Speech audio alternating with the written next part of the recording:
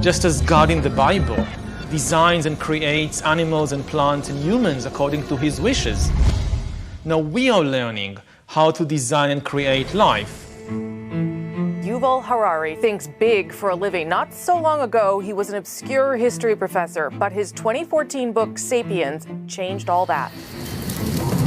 He explored the past, cramming 150,000 years of human history into 400 pages.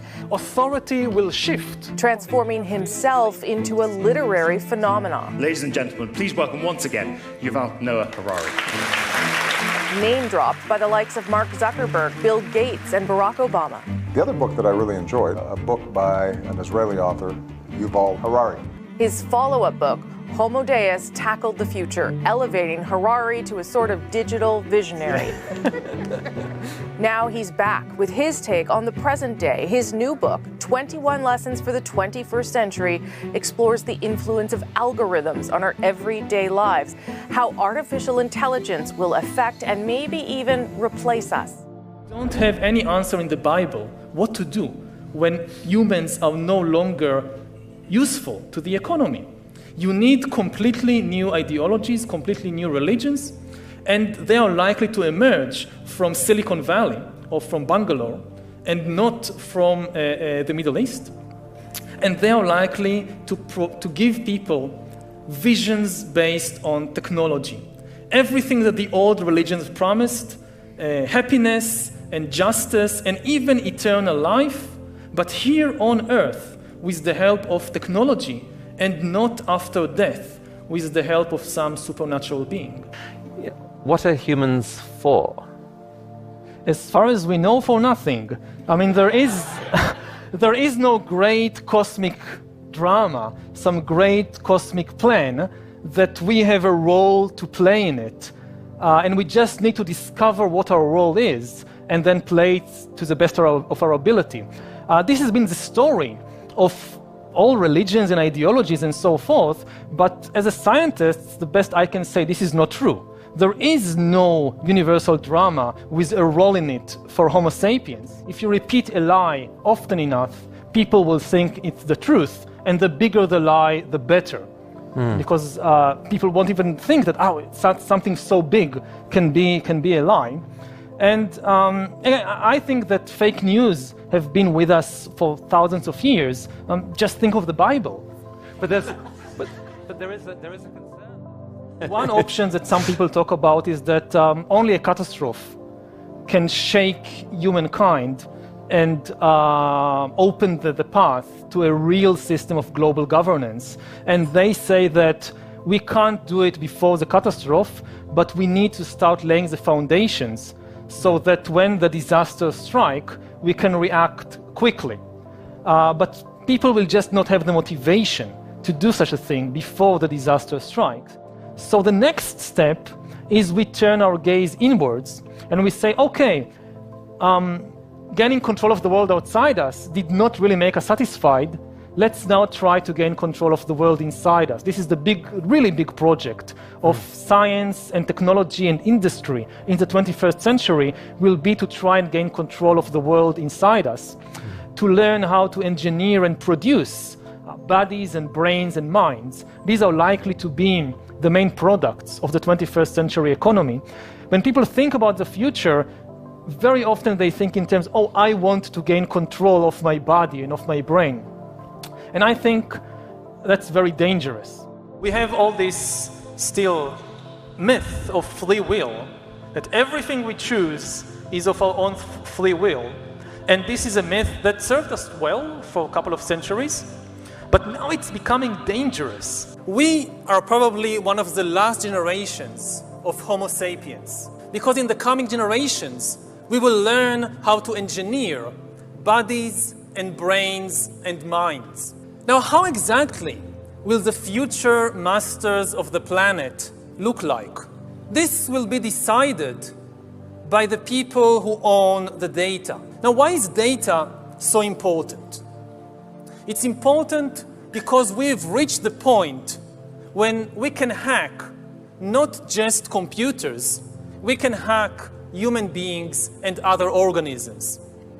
Now, what do you need in order to hack a human being, you need two things. You need a lot of computing power, and you need a lot of data, especially biometric data. But control of data might enable human elites to do something even more radical than just build digital dictatorships. By hacking organisms, elites may gain the power to re-engineer the future of life itself. Because once you can hack something, you can usually also engineer it. All of life, for 4 billion years, dinosaurs, amoebas, tomatoes, humans, all of life was subject to the laws of natural selection and to the laws of organic biochemistry. But this is now about to change. Science is replacing evolution by natural selection with evolution by intelligent design. Not the intelligent design of some god above the clouds, but our intelligent design and the intelligent design of our clouds. The IBM cloud, the Microsoft cloud, these are the new driving forces of evolution. And at the same time, science may enable life, after being confined for 4 billion years to the limited realm of organic compounds, science may enable life to break out into the inorganic realm. Humans are now hackable animals.